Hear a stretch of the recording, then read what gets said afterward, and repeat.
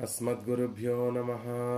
श्रीरङ्गसिंहगिरिदेशिकपादसेवा प्राप्त अखिलद्रविडवेदरहस्यजातं श्रीगौतमान्वयजमाश्रितभागधेयं गोपालदेशिकमहं शरणं प्रपद्ये। श्रीमद्गौतमवंशनायकमणेर्गोपालसूरेसुतं तत्पादाम्बुजलब्धयुग्मनिगमान्तार्थं सुशीलं सदा सद्विद्याविनयादिसद्गुणनिधिं स्वाचार्यनिष्ठान्वितं वन्दे वैष्णवभूषणं तमनघं श्रीरङ्गरामानुजं कौशिकान्वयसञ्जातं वेङ्कटार्यतनूभवं वेदान्ताचार्यसच्छिष्यं उडैवर्लुगुरुं भजे। कन्दाडवंशसञ्जातं रङ्गाचार्यतनूभवं गोपालाचार्यसच्छात्रं गोपालगुरुमाश्रये। श्रीमान् वेङ्कटनाथार्यः कवितार्किककेसरी वेदान्ताचार्यवर्यो मे सन्निधत्तां सदा हृदि। रामानुजदयापात्रं ज्ञानवैराग्यभूषणं श्रीमद्वेङ्कटनाथार्यं वन्दे వేదాంతదేశికం। భాగవతోత్తములందరికీ దాసోహాలు సమర్పిస్తూ వేదాంత దేశికుల వారు అనుగ్రహించినటువంటి దయాశతకాన్ని అధ్యయనం చేసేటటువంటి ప్రయత్నం చేస్తున్నాం. అందులో భాగంగా క్రిందటి రోజున 18వ శ్లోకాన్ని సేవించేటటువంటి ప్రయత్నం చేశాం. అణుగుణదశార్పితేన శ్రీధర కరుణే సమాహిత స్నేహ సమయసి తమః ప్రజానాం శాస్త్రమయేన స్థిర ప్రదీపేన. దేశికుల వారు దయా శ్రీనివాసుని యొక్క దయా వైభవాన్ని తెలియచేస్తూ పరమాత్మ తన హృదయంలో ఉప్పొంగిన దయచేత లోకాలన్నిటినీ కూడా సంరక్షిస్తున్నాడు.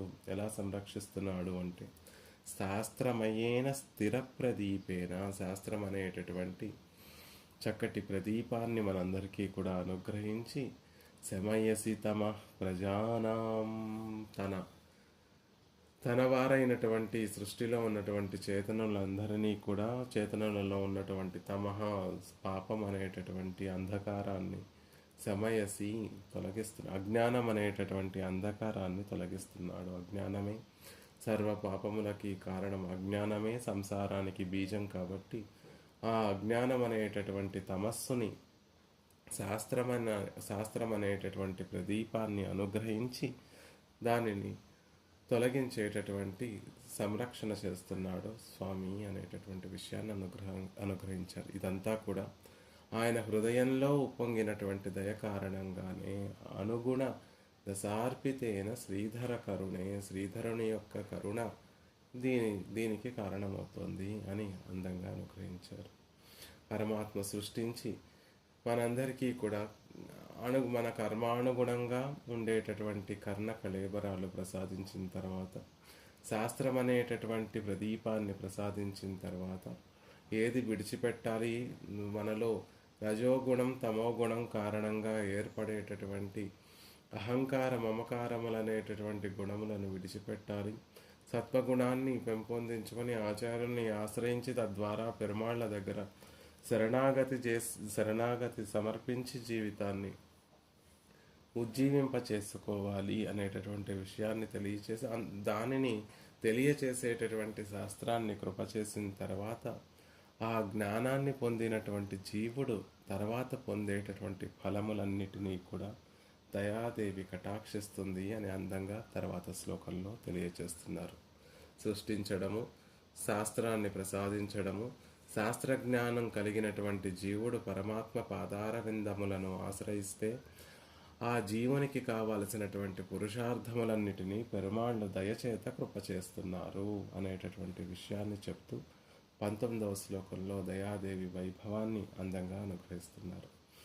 రూఢా వృషాచలపతే పాదే ముఖకాంతి పత్రలశ్ఛాయా కరుణే సుఖయసి వినతాన్ కటాక్ష విక్షేపైః కరాపచేయఫలైః. ఇందులో చమత్కారంగా దయాదేవిని ఒక ఆశ్చర్యంగా అద్భుతంగా దయాదేవిని ఒక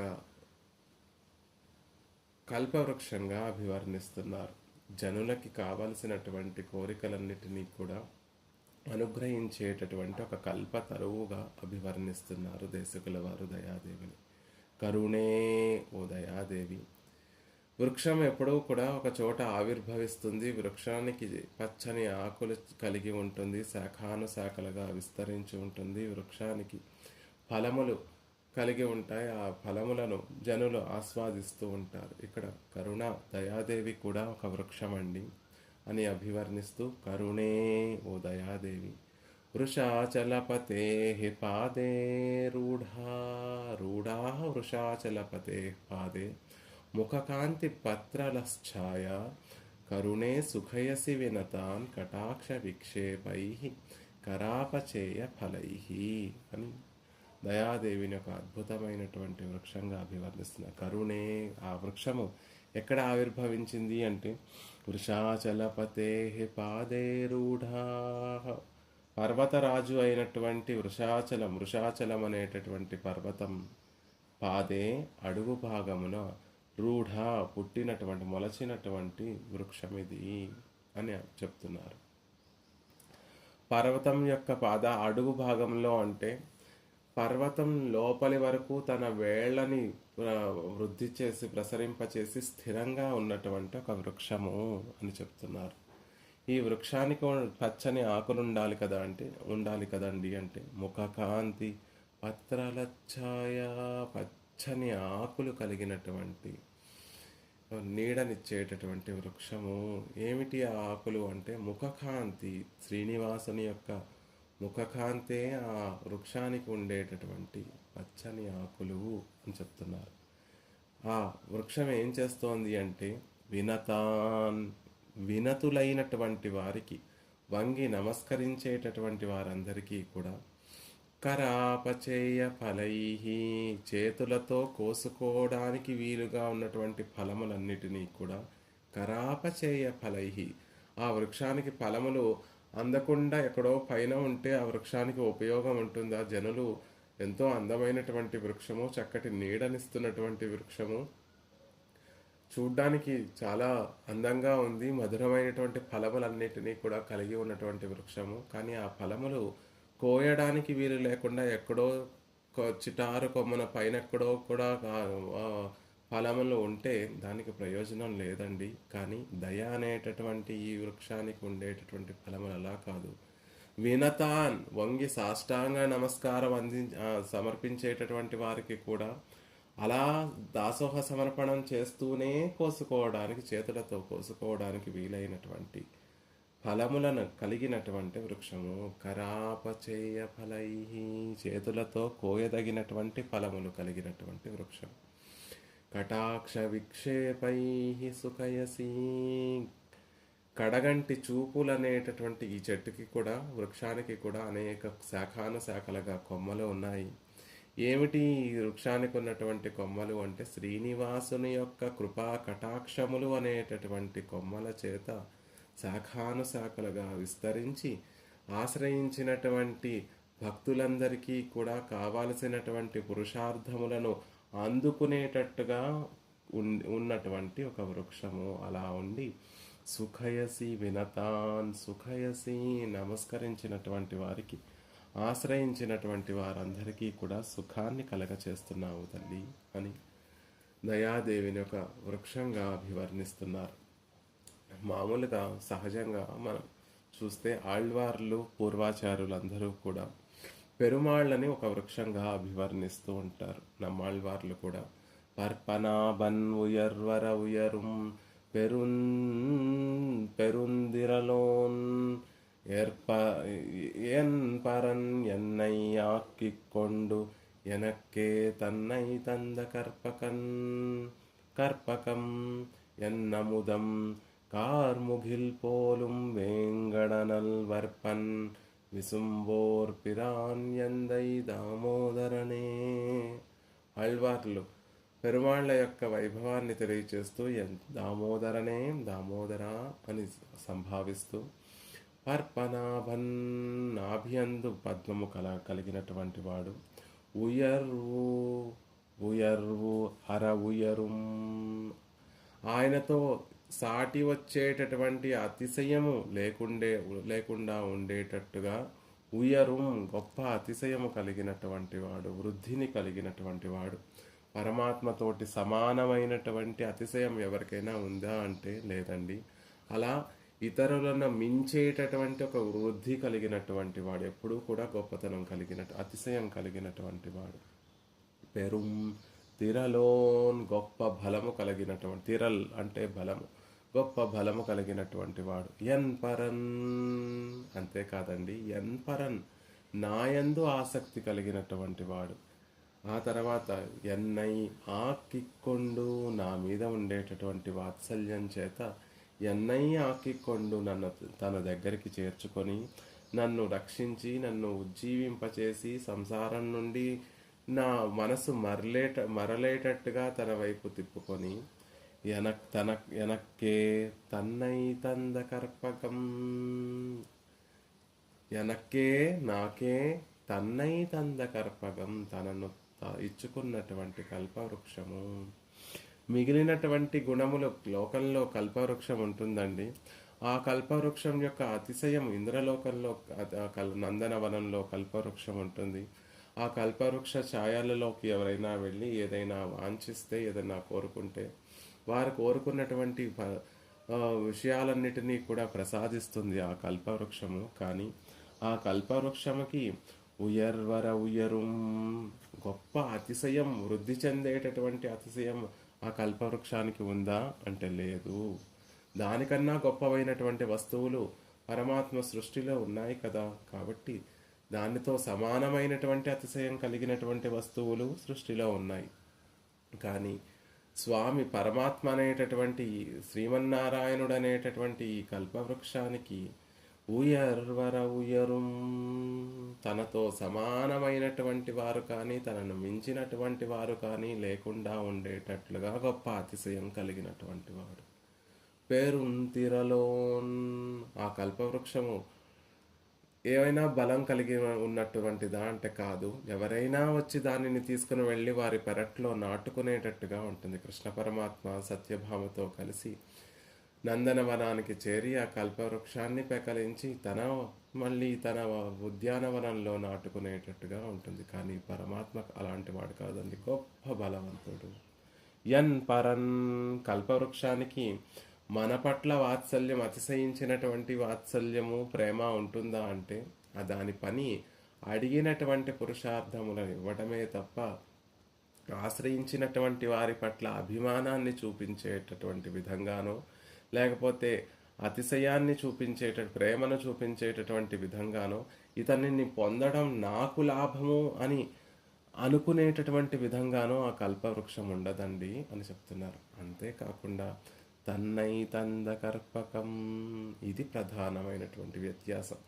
ఆ కల్పవృక్షం తనని తాను ఇచ్చుకోగలదా అంటే లేదు. కానీ పరమాత్మ ఆశ్రయించినటువంటి వారికి సులభుడై, ఆశ్రితుల పట్ల వ్యామోహం కలిగినటువంటి వాడై, ఆశ్రితుల పట్ల వాత్సల్యం కలిగినటువంటి వాడై వారికి తనని తానే అర్పించుకుంటాడు. ద్రౌపదీదేవి చేసినటువంటి శరణాగతిని పురస్కరించుకొని అర్జునుడికి సారథ్యాన్ని వహించాడు. పాండవుల తరపున తాను దూతగా వెళ్ళాడు. తనని తాను తక్కువగా చేసుకోగలరు. భక్తుల కోసం ఆశ్రయించినటువంటి వారి కోసం తనని తాను ఇంద్రుడి కోసం వామనుడిగా వెళ్ళి బలిచక్రవర్తి దగ్గర యాచనకు వెళ్ళాడు. కాబట్టి ఆశ్రయించినటువంటి వారికి తనని తాను ఇచ్చేసుకోగలిగినటువంటి కల్పవృక్షం ఇది. ఇంకా పరమాత్మ ఎలాంటి వాడు? కార్ముగిల్ పోలుం, నల్లని మేఘం వంటి వాడు అని చెప్తున్నారు. ఈ మేఘాన్ని ఎక్కడ చూడొచ్చండి అంటే నల్లని మేఘంలా ఉన్నటువంటి వాడు అంటే హృదయం అంతా, తిరుమేని అంతా దయచేత ప్రకాశించేటటువంటి వాడు. ఆ నల్లని ధనము, చల్లని ధనము ఆయనలో ప్రకాశించేటటువంటి దయకు సూచకము. వేంగడనల్ వెర్పన్, తిరువేంగడంలో వేంచేసినటువంటి స్వామి. పర్వతాల మీద సహజంగా మేఘములు వచ్చి వాలుతూ ఉంటాయి. తిరువేంగడం అనేటటువంటి గొప్ప పర్వతం మీద కూడా కాలమేఘము దయను వర్షించేటటువంటి కాలమేఘంగా వేయించేసి ఉన్నటువంటి వాడు స్వామి పరమాత్మ. విసుంబోర్ పిరాన్యందై దామోదరనై, సామాన్యుడా కాదు, విసుంబోర్ పిరాన్, నిత్యసూరులందరికీ కూడా ఉపకారకుడు. సదా పశ్యంతి అని క్షణం కూడా పరమాత్మ క్షణం మాత్రం పరమాత్మని దర్శించకపోతే ధరించి ఉండలేనటువంటి వారు ఆ నిత్య సూరులకి వారు ధరించి ఉండేటటువంటి విధంగా నిత్యానుభవాన్ని ప్రసాదిస్తూ వారికి పరమోపకారం చేసి వారిని నిర్వహించేటటువంటి వాడు పరమాత్మ. కానీ అలాంటి వాడు కూడా వేంగడనల్ వెర్పన్ మనందరి కోసం తిరువేంగడంలో వేయించేసినటువంటి వాడు అని పరమాత్మ సౌలభ్యాన్ని, అటువైపు పరత్వాన్ని ఇటువైపు సౌలభ్యాన్ని చెప్తూ ఇదంతా కాదండి, ఎందై దామోదరన్ ఎందై నాకు స్వామి అయినటువంటి వాడు. దామోదర శబ్దము సౌలభ్యానికి సూచకము. పరమాత్మ యొక్క సౌలభ్యాన్ని తెలియచేసేటటువంటి మాట ఏమిటి అంటే ఎందై విసంబోర్పిరాన్, నిత్యసూరులకి ఉపకారం చేసేటటువంటి వాడు ఈనాడు నాకు స్వామి అయ్యాడు. దామోదరనై సౌలభ్యం, ఎంత సౌలభ్యం స్వామి. ఆనాడు యశోదాదేవి చేతిలో కట్టబడినప్పుడు పరమాత్మ సౌలభ్యం ఎంతగా ప్రకాశించిందో ఈనాడు ఎందై నాకు స్వామి అయినప్పుడు ఆ సౌలభ్యం అంతగానే ప్రకాశిస్తోంది అని పరమాత్మని యొక్క కల్పవృక్షంగా తన్నైతంద కర్పగం, పరమాత్మని కల్పవృక్షంగా అభివర్ణిస్తూ ఉంటారు. కానీ దేశికుల వారు అత్యద్భుతంగా పరమాత్మను దయను ఒక కల్పవృక్షంగా అభివర్ణిస్తున్నారు. ఇక్కడ భట్టర్ వారు కూడా రంగనాథుణ్ణి ఒక పారిజాత వృక్షంగా అభివర్ణిస్తారు.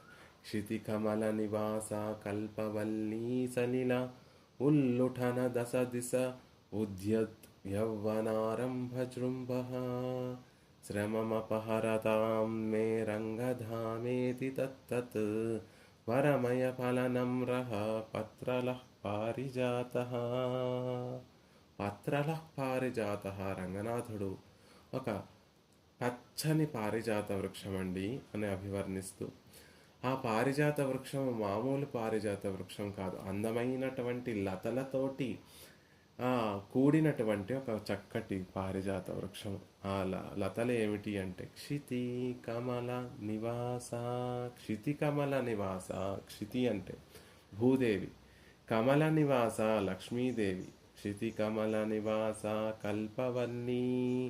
అలా క్షితి భూదేవి శ్రీదేవి ఇద్దరూ కూడా కల్పవల్లులుగా ఆయనని ఆలింగనం చేసుకుంటే దానితోటి ఆ శేర్తితోటి విరాజిల్లేటటువంటి ఒక పారిజాత వృక్షము. వట్టి వృక్షము కన్నా కూడా లతలుతో అల్లుకున్నటువంటి వృక్షాన్ని చూస్తే దానికి ఒక అతిశయం ఉంటుంది. కేవలం బెరడు మాత్రమే ఉండకుండా, బెరడు ఉండి పైనెక్కడో వృక్షములు ఉండి దానికి అచ్చని ఆకులు ఉండకుండా ఆ వృక్షానికి గనక లతలు అల్లుకొని ఉంటే ఆ లతలకి చక్కగా పుష్పములు పువ్వులు అన్నీ కూడా కనిపిస్తూ ఉంటే చాలా అతిశయంగా ఉంటుంది. వెళ్ళడానికి ఆ వృక్షాన్ని ఆశ్రయించడానికి ముందు మన మనోరంజకంగా ఉంటుంది. ఇక్కడ శ్రీ రంగనాథుడనేటటువంటి పారిజాత వృక్షానికి అల్లుముకున్నటువంటి కల్పవల్లిలో ఏమిటి అంటే క్షితి కమల నివాస భూదేవి శ్రీదేవి అనేటటువంటి కల్పలతలు అల్లుకొని ఉన్నాయండి అని చెప్తున్నారు. సలీలా విలాసంతో కూడినటువంటి ఉల్లుఠన ఆలింగనం చేత ఆ శ్రీదేవి భూదేవి ఇద్దరూ కూడా పరివేష్టిస్తే దశ దిశ ఉద్యుత్యవ్వనారంభ జృంభ. యవ్వన ఆరంభ జృంభ, యవ్వనంలోకి ప్రవేశించేటటువంటి ఒక అతిశయం కలిగినటువంటి పారిజాతము. రంగనాథుడిని సేవిస్తే ఎప్పుడు యవ్వనంలోకి ప్రవేశిస్తున్నటువంటి ఒక యువకునిలాగానే కనిపిస్తూ ఉంటారు. ఆ అతిశయం ఎలా కలిగిందండి, ఆ ప్రకాశం ఆ తేజస్సు ఎలా కలుగుతోంది అంటే ఇంకెలాగా, ఒక పక్కన భూమాదేవి ఒక పక్కన విరాట్ శ్రీదేవి ఇద్దరూ కూడా పరమాత్మ దగ్గరికి చేరి ఉంటే, ఆయనని పరివేష్టించి ఉంటే దశ దిశ ఉద్యుద్యవ్వనారంభ జృంభ, ప్రకాశించేటటువంటి యవ్వనం చేత విరాజిల్లేటటువంటి ఒక అతిశయం కలిగినటువంటిది. అంటే వృక్షము శాఖానుశాఖలుగా నలువైపులా కూడా విస్తరించి ఉండాలి. రంగనాథుడు అనేటటువంటి వృక్షము కూడా, పారిజాత వృక్షము కూడా శాఖానుశాఖలుగా నలుదిక్కులకి వ్యాపించి ఉంది, ఒక అతిశయం కలిగి ఉంది. దానికి కారణం అటు ఇటు పిరాట్టిమారులు వేయించేసి ఉండడం వల్ల. పత్రాలహ ఆకులతో నిండినటువంటిది, తత్ ఆయా ఆయా వరమయ వరములనేటటువంటి ఫలములను నమ్రహ రంగధామితి. అందరికీ కోరినటువంటి వారందరికీ కూడా కోరినటువంటి పురుషార్థములను ప్రసాదించడం కోసం నమ్రహ సిద్ధంగా ఉన్నటువంటి రంగనాథుడు. ఆ పారిజాత వృక్షము ఆ ఫలముల చెట్టు నిండా ఫలములు ఉండేసరికి ఆ భారం చేత ఆ వృక్షం కొంచెం వంగి ఉందండి. ఎంతలా వంగి ఉంది అంటే చిన్న పిల్లవాడు, అంత పొడుగు లేనటువంటి చిన్న పిల్లవాడు వెళ్ళి కూడా ఆ వృక్షం నుండి పళ్ళు కోసుకునేటటువంటి విధంగా ఆ వృక్షం ఉంది. రంగనాథుడి దగ్గర కూడా తారతమ్యము లేకుండా, వీరు వారు అనేటటువంటి తారతమ్యము లేకుండా, జ్ఞానులు అజ్ఞానులు, భక్తులు భక్తి లేనటువంటి వారు, ప్రేమ కలిగినటువంటి వారు ప్రేమ లేనటువంటి వారు అనేటటువంటి తారతమ్యాలు ఏమీ చూడకుండా, పురుషార్థాలలో కూడా తారతమ్యం చూడకుండా, కోరేటటువంటి వారిలో తారతమ్యము చూడడు, కోరేటటువంటి విషయంలో కూడా తారతమ్యం చూడడు. ఒకరెవరో వచ్చి నువ్వే కావాలి అంటే తిరుముఖ మండలంలో అంత ఆనందాన్ని వ్యక్తపరుస్తూ తనని తాను అర్పించుకునేటటువంటి వాడు. ఎవరైనా ఆయన దగ్గరికి వెళ్ళి నీచమైనటువంటి ఐశ్వర్యం కావాలి, భ్రష్టైశ్వర్యులందరూ కూడా వెళ్ళి ఐశ్వర్యం కావాలి, పోయినటువంటి అర్ధార్థులు పోయినటువంటి ఐశ్వర్యాన్ని కోరుకుంటే దాన్ని కూడా ఆనందంగా ప్రసాదించేటటువంటి వాడు. కాబట్టి ఆయా వరములను ప్రసాదించడం వలన ఇవ్వడంలో కొంచెం నమ్రత కలిగినటువంటి, అంటే ఏ తారతమ్యాన్ని చూడకుండా కావలసినటువంటి వరములను ప్రసాదించేటటువంటి రంగధామ ఇది పారిజాత. రంగనాథుడు అనేటటువంటి పారిజాత వృక్షం అండి. మే శ్రమం అపహరతాం, నా శ్రమను పోగొట్టుగాక. అలాంటి పారిజాత వృక్షం నీడలోకి చేరితే మన శ్రమంతా కూడా పోయినట్టుగా తీరిపోయినట్టుగా.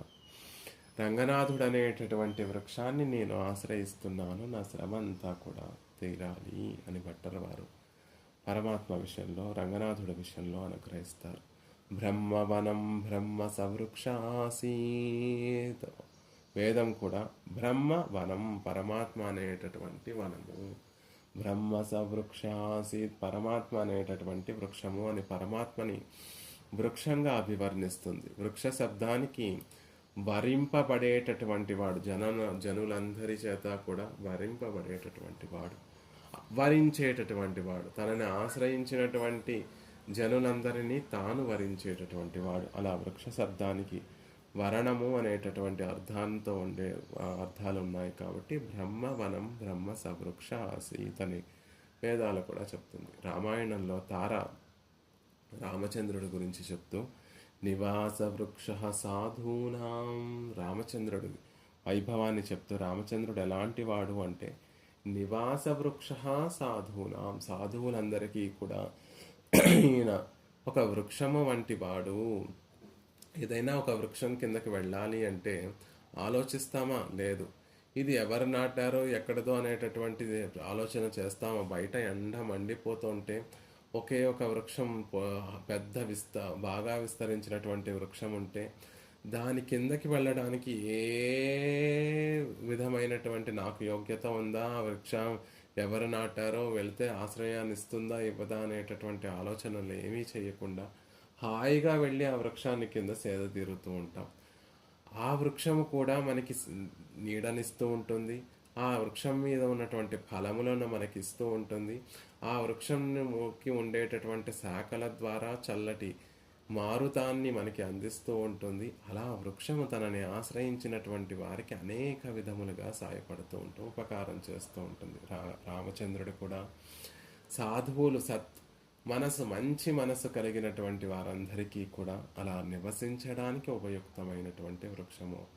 వెళ్ళి ఉండి నీడని ఆస్వాదించి వచ్చేయడమే కాదు, ఆయన దగ్గర ఉంటూ వృద్ధిని కూడా పొందగలిగేటటువంటి ఒక వృక్షం వంటి వాడు రామచంద్రుడి దగ్గరికి వెళ్ళి ఏదో ఉపకారాన్ని పుచ్చుకొని వచ్చేసేటటువంటి విధంగా ఉండదండి. ఆయన దగ్గరే ఉండి ఆయనతో కలిసి ఉండి మనము కూడా మన శ్రేయస్సునంతటినీ కూడా పెంచుకునేటటువంటి విధంగా. అందుకే నివాస వృక్ష, నివసించడానికి తగినటువంటి వృక్షము, కేవలం సేద తీరడానికి ఉన్నటువంటి వృక్షం కాదు. హాయిగా వృక్షం కింద ఉంటే ఆ వృక్షమే మనకి కావాల్సినటువంటి జీవనానికి కావాల్సినటువంటి అన్నిటినీ కూడా సమకూరుస్తుంది. అలాంటి వాడు రామచంద్రుడు అని తార చెప్పినటువంటి మాట. పరమాత్మ గురించి చెప్తూ వాసుదేవ తరుఛాయ, వాసుదేవ తరుఛాయ, వాసుదేవుడు అనేటటువంటి వృక్షం యొక్క నీడలో మనము సేద తీరాలి అని చెప్తారు మహర్షులందరూ. అర్థికల్పక స్తోత్రరత్నంలో ఆళ్వందార్లు, భగవద్ రామానుజుల వారు గద్యత్రయంలో భగవద్ రామానుజుల వారు కూడా అర్థికల్పక అని పరమాత్మని అభివర్ణిస్తూ ఉంటారు. అర్థులను కోరినటువంటి పురుషార్థములను ప్రసాదించేటటువంటి వృక్షము అని. అలా పెరుమాళ్ళని వృక్షంగా అభివర్ణిస్తూ ఉంటారు మహనీయులందరూ కూడా. దేశికుల వారు అద్భుతంగా ఆశ్చర్యంగా దయాదేవిని ఒక వృక్షంగా అభివర్ణిస్తూ, ఈ దయాదేవి అనేటటువంటి వృక్షము ఎక్కడ ఆవిర్భవించింది అంటే వృషాచలపతి అయినటువంటి శ్రీనివాసుని యొక్క పాదార విందముల దగ్గర పుట్టినటువంటి వృక్షము. ఎత్తైనటువంటి పర్వతం అడుగు వరకు తన వేళ్లను ప్రసరింపచేసి స్థిరంగా ఉన్నటువంటి ఒక కల్పతరువు. ఈ వృక్షానికి ఉండేటటువంటి పత్రములు పచ్చగా ఉంటాయండి. ఆ పత్రములన్నీ ఏమిటి అంటే శ్రీనివాసుని యొక్క తిరుముఖ మండలంలో విరాజిల్లేటటువంటి ఆ కాంతే పచ్చని వర్ణంతో శోభించేటటువంటి ఆకులలా ఈ కల్పవృక్షానికి విరాజిల్లుతున్నాయి.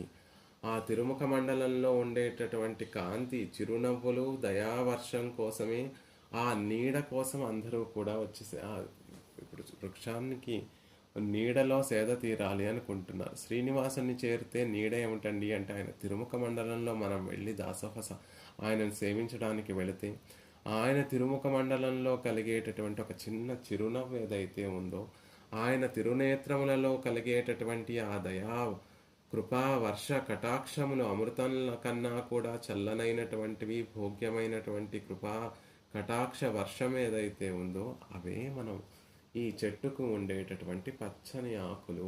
వాటి కింద జీవులందరూ కూడా సేద తీరుతూ ఉంటారు.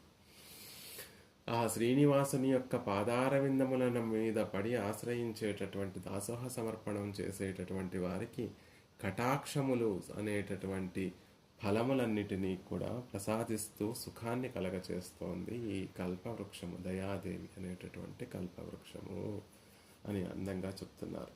శాస్త్ర ప్రదానం చేసిన తర్వాత ఆ శాస్త్రజ్ఞానం కలిగినటువంటి జీవులందరూ పరమాత్మని ఆశ్రయిస్తే, ఆయన చరణార విందములని ఆశ్రయిస్తే ఆయన హృదయంలో తప్పక దయ ఉప్పొంగుతుందండి. ఆయన ఎదురు చూసేటటువంటిది రక్షించమని కోరుకోవడం. ఆయన రక్షిస్తాను అని సిద్ధపడితే ఆ రక్షణను అడ్డు పెట్టకుండా ఉండడమే ఆయన ఎదురు చూస్తూ ఉంటాడు. అలాంటి ఆ జీవుడు వచ్చి పాదార విందములను ఆశ్రయిస్తే హృదయంలో గొప్పగా దయ పొంగుతుంది. ఆ దయ అనేటటువంటి కల్పవృక్షము అప్పుడు జీవులకి కావాల్సినటువంటి పురుషార్థములన్నిటినీ కూడా అనుగ్రహిస్తుంది అని చెప్తూ, ఆ దయ అనేటటువంటి కల్పవృక్షం ఎక్కడ ఆవిర్భవిస్తోంది అంటే శ్రీనివాసుని యొక్క పాదార విందముల దగ్గర ఆవిర్భవిస్తుంది. ఆ జీవుడు కూడా పాదార విందములని ఆశ్రయించాడు. ఈ వృక్షము, దయా వృక్షము, కల్పతరువు కూడా పాదార విందముల దగ్గర ఆవిర్భవించింది. ఆ దయ అనేటటువంటి కల్పవృక్షంని ఉపయోగించుకుంటూ దాని కటాక్షం చేత జీవుడు కావలసినటువంటి పురుషార్థములన్నిటినీ కూడా పొంది సుఖాన్ని పొందుతున్నాడు అనే విషయాన్ని చెప్తున్నారు.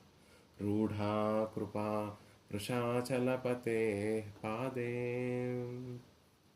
రూఢా వృషాచలపతే పాదే, వృషాచలపతి పాదములయందు పుట్టినటువంటి దయా.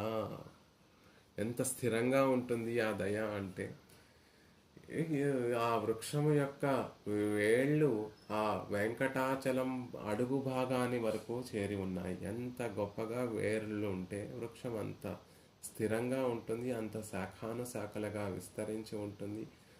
అంత గొప్ప ఫలములను ఇచ్చేటటువంటి మధురమైనటువంటి ఫలములు, అసంఖ్యాకములైనటువంటి ఫలములు ఇచ్చేటటువంటి విధంగా ఉంటుంది. ఈ దయ అనేటటువంటి కల్పతరువు కూడా వృషాచలపతే పాదే, శ్రీనివాసుని యొక్క పాదార విందముల దగ్గర ఆవిర్భవించింది అని ఒక అర్థం. ఆ పర్వతం లోపలి వరకు విస్తరించి ఉన్నటువంటి వేళ్ళు కలిగినటువంటి స్థిరంగా ఉన్నటువంటిది అని అర్థం. రూఢాహ స్థిరంగా అక్కడే ఆవిర్భవించినటువంటి వృక్షము. పత్రలశ్చాయాముఖ కాంతి.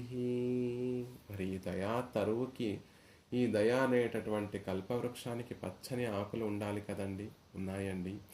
ఇంద్రనీలమణి కాంతులను విరాజిల్లేటటువంటి ఆ శ్రీనివాసుని యొక్క ముఖ కమలంలో ఉన్నటువంటి ఆ కాంతులే ఈ దయా అనేటటువంటి కల్పతరువు యొక్క పచ్చటి ఆకులు. అదే ఆ ఆకు, అలాంటి ఆకులతోటి మనం శ్రీనివాసుని యొక్క పాదార విందములను ఆశ్రయిస్తే ఆయన తిరుముఖ మండలం ఇంతగా ఆనందంతో పెరిగి వికసించి, గొప్పగా వికసించి ఆ ఆనందం అంతా కూడా తిరుముఖ మండలంలో కనిపిస్తూ ఉంటుంది. పచ్చైమామలై పోల్మేని పవళవాయ్ కమలత్ సెంగన్ అచ్చుదామరరే ఆయర్తం కొషుందే ఎన్నుం. పచ్చైమామలై పోల్మేని.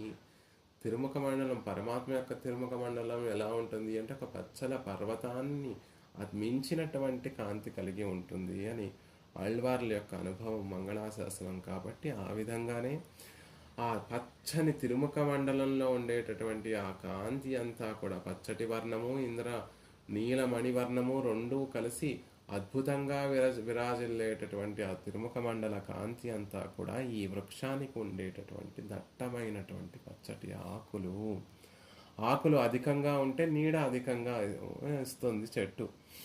కాబట్టి ఈ దయ అనేటటువంటి వృక్షాన్ని ఆశ్రయించేటటువంటి వారికి శ్రీనివాసుని ముఖకమలంలో ఉన్నటువంటి కృపాకటాక్షములు మెండుగా లభిస్తాయి అనే విషయాన్ని చెప్తున్నారు. ఛాయ అనేటటువంటి శబ్దానికి నీడ, కాంతి అనేటటువంటి రెండు అర్థాలు ఉన్నాయి. వినతులైనటువంటి భక్తులు, వినమ్రతతోటి ఆయన పాదార విందములను ఆశ్రయించినటువంటి భక్తులకి దయా అనేటటువంటి తరువు ఛాయను అనుగ్రహించి సుఖాన్ని అనుగ్రహిస్తుంది. ఆ శ్రీనివాసుని యొక్క పాదార విందములను పట్టుకున్నటువంటి భక్తులకి పట్ల శ్రీనివాసుని యొక్క తిరుముఖ మండలంలో అత్యద్భుతంగా ఆనందం కనిపిస్తూ ఉంటుంది. కృపా కటాక్షం చేత నన్ను ఈనాటికైనా వీరు ఆశ్రయించారు అనేటటువంటి ఆనందం చేత ఆయన తిరుముఖ మండలం వెలిగిపోతూ ఉంటుందండి, కాంతితోటి విరాజిల్లుతూ ఉంటుంది. కాబట్టి ఆయన పాదారణ విందములను ఆశ్రయించి వాటిని సేవించిన తర్వాత జీవుడు ఆ తిరుముఖ మండలాన్ని చూస్తే ఆ ఆనందమంతా కూడా తిరుముఖ మండలంలో కనిపిస్తూ ఉంటుంది అనే విషయాన్ని చెప్తున్నారు.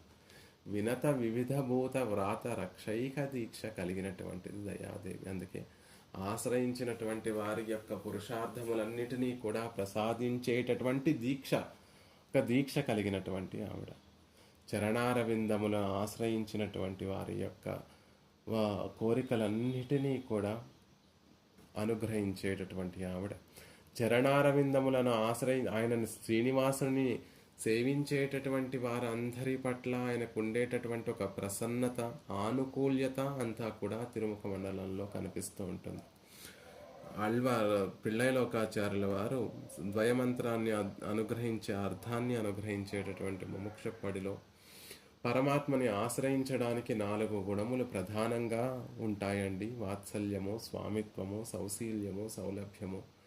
ఈ 4 గుణములు ఆశ్రితుల్ని ఆయనని ఆశ్రయించడానికి సౌకర్యంగా ఉండేటటువంటి గుణములు అని చెప్తూ, ఈ గుణములన్నీ కూడా నంబెరుమాళ్ పక్కలే కాణలాం. నంబెరుమాళ్లలో మనం ఈ గుణములన్నిటినీ కూడా చూడొచ్చు. నంబెరుమాళ్ల తిరుముఖ మండలంలో చిరునవ్వులు చిందిస్తూ ఉంటారు. అది ఆయన వాత్సల్యాన్ని తెలియచేస్తుంది అనేటటువంటి విషయాన్ని చెప్తారు. అలా ఇక్కడ కూడా ఎప్పుడైతే జీవులందరూ కూడా శ్రీనివాసుని యొక్క పాదార విందములను ఆశ్రయించడానికి సిద్ధపడతారో, ఒక ఆనుకూల్యత, రండి ఆశ్రయించండి, బెంగపడకండి అని తెలియచేసేటటువంటి విధంగా ఆయన తిరుముఖ మండలంలో చిరుమందహాసాన్ని విరాజిల్లింపచేస్తూ వచ్చినటువంటి వారి పట్ల సాంతన వచనాలు పలుకుతున్నాయా అన్నట్టుగా పెరుమాళ్ళు వేయించేసి ఉంటారు. ఆయన మనసులో ఉప్పొంగినటువంటి ఆనందమంతా కూడా తిరుముఖ మండలంలో కనిపిస్తూ ఉంటుంది అని చెప్తున్నారు. హృదయంలో ఉప్పొంగినటువంటి ఆ దయ అంతా కూడా ఆ శ్రీనివాసుని యొక్క తిరుముఖ మండలంలో ఉన్నటువంటి ఆ ప్రశాంతత ద్వారా తెలియచేస్తారు.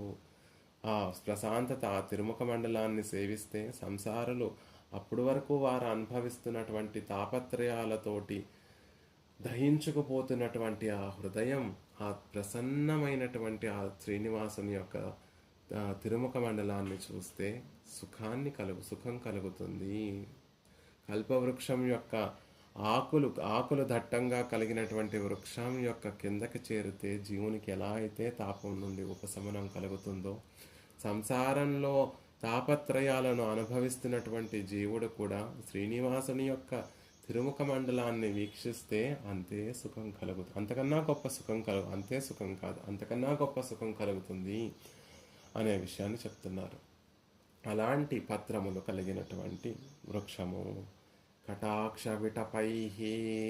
ఇక ఇక్కడ కొమ్మలు ఉండాలి కదండి, వృక్షం అంటున్నారు కదా, కొమ్మలు ఉండాలి కదా అంటే దయా వృక్షానికి కూడా, దయ అనేటటువంటి కల్పతరువుకి కూడా కొమ్మలు ఉన్నాయండి. శాఖానుశాఖలుగా విస్తరించి ఉన్నాయి. శ్రీనివాసుని యొక్క కృపా కటాక్షములు అనేటటువంటి కొమ్మలు శాఖానుశాఖలుగా విస్తరించి ఉన్నాయి. పరమాత్మ యొక్క కడగంటి చూపులు అనేటటువంటి కొమ్మల చేత విస్తరింపబడి ఉంది దయా కల్పతరువు. ఎప్పుడైతే మనం ఆయనను సేవించడానికి వెళతామో ఆయన కృపా కటాక్షములు మన అందరి మీద పడతాయి. అప్పెరియవాయ్ కంగళ్, ఆయన తిరునేత్రములు అంత పెద్దగా ఉండడానికి కారణం ఏమిటి అంటే పూర్వాచారులు అందంగా అనుగ్రహిస్తారు. ఒక్క జీవుడు కూడా కృపా కటాక్షములను కోల్పోకూడదు, అందరినీ కటాక్షించాలి అనేటటువంటి అతిశయం చేత ఎప్పుడు ఆ తిరునేత్రంలో అప్పెరియవాయ్ కంగళ్ళు అన్నట్టుగా పెద్ద తిరునేత్రములు కలిగి ఉండి, ఆ తిరునేత్రముల నుండి వచ్చేటటువంటి ఈ సింధు సీకరములు వీచి విక్షేపకరై ఆ చల్లని అమృతాన్ని జల్లులను మించినటువంటి ఆ కృపాకటాక్షములే ఈ వృక్షానికి ఉండేటటువంటి విటపములు, శాఖలుగా విస్తరించినటువంటి కొమ్మలు అని చెప్తున్నారు. ఆకులతో కూడినటువంటి కొమ్మలు గల ఈ దయా వృక్షాన్ని కనుక మనం ఆశ్రయిస్తే సుఖం కాకుండా ఇంకేం కలుగుతుంది? ఆ వాసుదేవుడు అనేటటువంటి ఆ వృక్షాన్ని ఆశ్రయిస్తే ఇన్ని జన్మలుగా మనం అనుభవిస్తున్నటువంటి తాపం అంతా కూడా సుఖంగా తీరి సుఖాన్ని అనుభవించేటటువంటి వారం అవుతాం. జనిపద పరివృత్త శ్రాంత విశ్రాంతి శాఖీ. దేశకుల వారే రామానుజుల వారి యొక్క వైభవాన్ని అనుగ్రహిస్తూ రామానుజుల వారిని ఒక శాఖం వృక్షంతో అభివర్ణిస్తున్నారు. జనిపద పరివృత్తి శ్రాంత విశ్రాంతి శాఖీ. జననము మరణము అనేటటువంటి సంసార మార్గంలో గమనము లేకుండా, ఎక్కడికి వెళుతున్నామో లేకుండా, ఎక్కడికి చేరుతున్నామో తెలియకుండా, ఎందుకు నడుస్తున్నామో తెలియకుండా ఎడారిలో అలా జననము మరణము అనేటటువంటి సంసారం అనేటటువంటి ఎడారిలో ఎక్కడికి వెళుతున్నాము, ఎందుకు వెళుతున్నాము అనేటటువంటిది ఏమీ స్థిరత్వం నిశ్చయము లేకుండా అలా పరిభ్రమిస్తూ అలమటిస్తున్నటువంటి జీవులందరికీ, అలసిపోయినటువంటి జీవులందరికీ కూడా విశ్రాంతి సాఖి, నీడనిచ్చేటటువంటి కొమ్మలు కలిగినటువంటి చల్లటి వృక్షము యతిరాజులు రామానుజుల వారు గొప్ప పెద్ద వృక్షం అండి. మనలా సంసారంలో పడి అలమటిస్తున్నటువంటి వారందరికీ కూడా నీడనిచ్చేటటువంటి గొప్ప వృక్షం వంటి వారు రామానుజుల వారు అని యతిరాజుల యొక్క కృపా ప్రసన్నతనంతటినీ కూడా దేశకుల వారు అందంగా అభివర్ణిస్తారు. అలా ఇక్కడ పరమాత్మ కూడా ఈ సంసారంలో పడి తపిస్తున్నటువంటి వారందరికీ కూడా తన కృపా కటాక్షములు, తన తిరుముఖ మండలంలో ఉన్నటువంటి ఆ కాంతి, ఆనందంతో కలిగినటువంటి ఆ కాంతి, కృపా కటాక్షములు అనేటటువంటి శాఖలు పత్రములతోటి నిండి ఉన్నటువంటి వృక్షము వంటి వాడు అని చెప్తున్నారు. విస్తారో విటపో స్త్రియాం. విటపహ అంటే చెట్టు కొమ్మ అని అర్థం. అలా కొమ్మలుగా విస్తరించినటువంటి వృక్షము ఈ దయా కల్పతరువు అనే విషయాన్ని చెప్తున్నారు. ఆ కొమ్మలు ఏవో కాదు, శ్రీనివాసుని యొక్క కృపా కటాక్షములు. కరాపచేయ ఫలై వినతాన్ సుఖయసి. వినతులైనటువంటి వారు మరి కేవలం ఆయన ముఖంలో ఆనందాన్ని చూసి ఆయన కృపా కటాక్షములను పొంది పోనీ వెళ్ళిపోయేటటువంటి వారు కొంతమంది ఉంటారు. కానీ కొంతమంది చాలామంది ఇవి అనుభవించినా కూడా మా మనసులో ఏవో కోరికలు ఉండిపోయాయండి. ఆ కోరికలు మరి అన్నీ ఎలా తీరుతాయి అంటే మళ్ళీ ఇంకొకరు వచ్చి తీర్చవలసినటువంటి అవసరం లేదు. ఎవరైతే ఆ శ్రీనివాసుని యొక్క పాదార విందములను ఆశ్రయిస్తారో కరాపచేయ ఫలైహి, వారికి పురుషార్థములు ఎలా అందుతాయి అంటే ఏదో అందిపుచ్చుకుంటున్నాడు అందిపుచ్చుకునే విధంగా ఉంటాయి ఆ పురుషార్థములన్నీ కూడా. అందకుండా ఏదో తపస్సులు చేసో లేకపోతే కఠినమైనటువంటి నియమాలను పాటించో మిగిలినటువంటి దేవతలందరినీ ఆశ్రయిస్తే ఏది నీ కొడుకుని సంహరించి దాన్ని ఒక పదార్థంగా వండి తీసుకురావయ్యా, అప్పుడు నీకు కావాల్సినటువంటి పురుషార్థాన్ని ఇస్తాను అని అంటారు ఒకరు. ఒకరేమో కఠోరమైనటువంటి తపస్సు చేయవయ్యా, బలిని జంతువులన్నిటినీ బలి ఇచ్చి నన్ను ప్రసన్నం చేసుకోవయ్యా, అప్పుడు నీకు ఇస్తాను కావాల్సినటువంటి పురుషార్థములు అని అంటారు మిగిలినటువంటి దేవతలందరూ కూడా. కానీ శ్రీనివాసుడు అలా కాదండి. కరాపచేయ ఫలైహి, ఆ పురుషార్థములన్నీ కూడా మనం అందిపుచ్చుకునేటటువంటి విధంగా ఉంటాయి. ఈ చెట్టుకు ఉన్నటువంటి ఫలములు, దయ అనేటటువంటి కల్పతరువుకి ఉన్నటువంటి ఫలములన్నీ కూడా ఆశ్రయించినటువంటి వాడు నేరుగా కోసుకునేటటువంటి విధంగా ఉంటాయి. సంగా చెట్టు అంటే ఎలా పెరగాలి అంటే ఊర్ధ్వంగా పెరుగుతుంది, పైకి ఆకాశంలోకి పెరుగుతుంది. ఆ మధురమైనటువంటి ఫలాలు ఎప్పుడూ కూడా చివరికి చెట్టు కొమ్మల చివరిలో ఎక్కడో ఉంటాయి. దానిని కోసుకోవాలి అంటే ఆ యజమాని అనేక విధాలుగా ప్రయాసపడాలి. తర్వాత ఏవో పరికరాలు ఉపయోగించుకొని ఆ మధురమైనటువంటి ఫలాలను శ్రమపడి కోసిన తర్వాత ఆనందం కలుగుతుంది. కానీ శ్రీనివాసుడు అనేటటువంటి వృక్షము, దయాదేవి అనేటటువంటి కల్పవృక్షం దగ్గర శ్రమంతా ఉండదండి. కరాపచేయ ఫలైహి, కరాపచేయ ఫలైహి, చేతితో అందిపుచ్చుకునేటట్టుగా ఉంటాయి ఫలములన్నీ కూడా. ఈ దయ అనేటటువంటి తరువుకి శ్రీనివాసుడి దగ్గరికి వెళ్ళి ఆయన దర్శనాన్ని చేస్తే చాలండి, మనకి కావాల్సినటువంటి పురుషార్థములన్నిటినీ కూడా ఆయన అందచేస్తాడు. ఆయన అందచేసి మనం అందిపుచ్చుకునేంత సులభంగా ఉంటాయి. భవంతి నమ్రహ తరవహ ఫలోద్గమై, ఫలములు అధికంగా ఉండేటటువంటి తరవులు వృక్షములు నమ్రతతోటి వంగి ఉంటాయి. అలాగే చతుర్భుజములతోటి చతుర్విధ పురుషార్థములను ప్రసాదించేటటువంటి ఈ స్వామి కూడా అంతే నమ్రతతోటి ఉంటాడు అని అందంగా తెలియచేస్తున్నారు. ఎలా పరమాత్మ ఎలా ఉంటాడు అంటే సకల ఫల ప్రదో హి విష్ణు. ఎందుకు నమ్రంగా ఉండడండి ఈయన కూడా ఎందుకు వంగి ఉంటాడు అంటే ఒక ఫలమారో ఇప్పుడు ఆరోగ్యం ఇచ్చే భాస్కరాదిచ్చే ఆరోగ్యం కావాలంటే సూర్యుడి దగ్గరని ఆదిత్యుడిని ఆరాధించండి. ఆదిత్యుడు కేవలం ఆరోగ్యాన్ని మాత్రమే ఇవ్వగలడు. ఆ ధనం కావాలంటే హుతాసన, ధనం కావాలంటే అగ్నిని ఆరాధించండి. అగ్ని ధనాన్ని ఐశ్వర్యాన్ని మాత్రమే ఇవ్వగలడు. జ్ఞానం కావాలంటే మరొకరిని ఆశ్రయించి వారు జ్ఞానాన్ని మాత్రమే ఇవ్వగలరు. సకల ఫలప్రదో హి విష్ణు, అన్ని విధములైనటువంటి ఫలములను అనుగ్రహించేటటువంటి వాడు కాబట్టి ఆ ఫలములన్నిటితోటి ఇచ్చేవాడు కాబట్టి వినమ్రతతోటి ఉండేవాడు. అది గొప్ప కాదండి. చతుర్నాం పురుషార్థానాం దాతాదేవ చతుర్భుజ, ఆయనకి చతుర్భుజుడు అని పేరు. చతుర్భుజముల చేత చతుర్విధ పురుషార్థములన్నిటినీ కూడా అందరికీ అనుగ్రహించేటటువంటి వాడు. అందుకే నమ్రతతో ఉంటాడు, వినమ్రగా ఉంటాడు, వంగి ఉంటాడు అని అర్థం. అది కూడా అతిశయించేటటువంటి మాట కాదండి.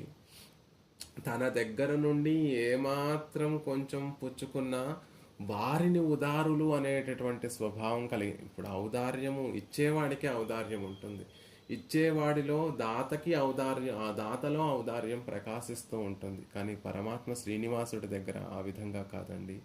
తన దగ్గరికి వచ్చి తన దగ్గర నుండి ఏదో ఒక పురుషార్థం, అల్పమో అమోఘమో ఏదైనా సరే ఒక చిన్న పురుషార్థాన్ని తన దగ్గర నుండి గ్రహిస్తే ఎంత ఔదార్యం కలిగి ఉన్నటువంటి వాడు అని ఆ ఔదార్యాన్ని మన పట్ల ఆపాదించేటటువంటి వాడు కాబట్టి నమ్రహ, ఈయన నమ్రతతో కూడినటువంటి పారిజాత వృక్షము అని చెప్తూ ఉంటారు. అలా దయాదేవి అనేటటువంటి కల్పవృక్షము కూడా కరాపచేయ ఫలైహి, అందంగా చేత్తో కోసుకునేటటువంటి పురుషార్థములన్నిటినీ కూడా అందిస్తూ ఉంటుంది. ఎవరికి? వినతాన్. ఎవరైతే వినమ్రతతోటి ఆ శ్రీనివాసుని యొక్క పాదార విందముల దగ్గర ఆశ్రయిస్తారో వారందరికీ. ఎంత అందంగా చెప్తున్నారు చూడండి. ఆ వృక్షము పాదార విందముల దగ్గరే ఉద్భవించింది, మొలిచినటువంటి వృక్షము. దయ అనేటటువంటి వృక్షము పాదార విందముల దగ్గరే ఉంది. జీవుడు ఆశ్రయించేటటువంటిది పాదార విందములనే. మరొక చోటికి ఆయన అభయహస్తం వైపు కూడా చూడవలసినటువంటి అవసరం లేకుండా ఆ పాదార విందముల దగ్గరే పురుషార్థములన్నిటినీ కూడా దయాదేవి అందింపచేస్తోంది అని అందమైనటువంటి అద్భుతం, ఆశ్చర్యమైనటువంటి భావనను చేస్తున్నారు. అలా దాసోహ సమర్పణ సాష్టాంగ ప్రణామం చేసినటువంటి వారికి అక్కడే ఆ ఫలములన్నీ కూడా అందిపోతున్నాయి అని అందంగా చెప్తున్నారు శ్రీనివాసుని యొక్క. అందుకే వినతాన్, వినమ్రతతోటి ఆయనను ఆశ్రయించినటువంటి వారికి ఇలా నీడను ఇచ్చి ఆ ఫలములను ఇచ్చి ఒక గొప్ప వృక్షంగా ఉండి సుఖయసి, సుఖాన్ని కలగచేస్తున్నావమ్మా, జీవులందరూ కూడా సుఖంగా ఉండేటట్టుగా నువ్వు కటాక్షిస్తున్నావు అని దయాదేవిని అభివర్ణిస్తున్నారు. శ్రీనివాసుని యొక్క దయ ఒక చెట్టు. ఆ శ్రీనివాసుని యొక్క ముఖ తిరుముఖ మండలంలో విరాజిల్లేటటువంటి శోభయే ఆ చెట్టుకున్నటువంటి పచ్చని ఆకులు. తద్వారా అది చక్కగా నీడను ప్రసాదిస్తోంది. దయతో కూడినటువంటి ఆ శ్రీనివాసుని యొక్క కడగంటి చూపులే, కృపా కటాక్షములే ఆ చెట్టుకి విస్తరించినటువంటి కొమ్మలు. నేలను తాకినట్లుగా వినతులైనటువంటి వారి చేతికి అందేటటువంటి ఫలములన్నిటినీ కూడా చేతులతో తెంపుకొని అనుభవించేటటువంటి విధంగా ఈ దయ అనేటటువంటి యొక్క వృక్షము ఫలములన్నిటినీ కూడా అందిస్తోంది. ఆ దయా తరుశాఖలన్నీ కూడా నేలకు వంగి ఉన్నాయి అనే విషయాన్ని తెలియచేస్తూ, అలా ఎవరైతే వినమ్రతతోటి పరమాత్మని ఆశ్రయిస్తారో, పరమాత్మ పాదార విందములను ఎవరైతే ఆశ్రయిస్తారో వారికి సకల విధ పురుషార్థములను కలగచేసి, వారి ఇష్టములను ప్రసాదింపచేసి, అయిష్టములను తొలగింపచేసి, దయ వారిని సుఖయతి, సుఖాన్ని కలిగింపచేసేటట్టుగా కటాక్షిస్తోంది అనే విషయాన్ని చెప్తూ, మనమందరం చేయవలసిందల్లా ఒకటే అండి, ఆ శ్రీనివాసుని యొక్క పాదార విందములను ఆశ్రయించడమే. ఆశ్రయిస్తే అక్కడే దయాదేవి అనేటటువంటి కల్పవృక్షం ఉంది. ఆ కల్పవృక్షము మనకు కావాల్సినటువంటి ధర్మము, అర్థము, కామము, మోక్షము అనేటటువంటి ఈ ఫలములన్నిటినీ కూడా శ్రీనివాసుని చేత కటాక్షింపచేస్తోంది అనే విషయాన్ని అందంగా ఈ శ్లోకంలో తెలియచేశారు వేదాంత దేశకుల వారు.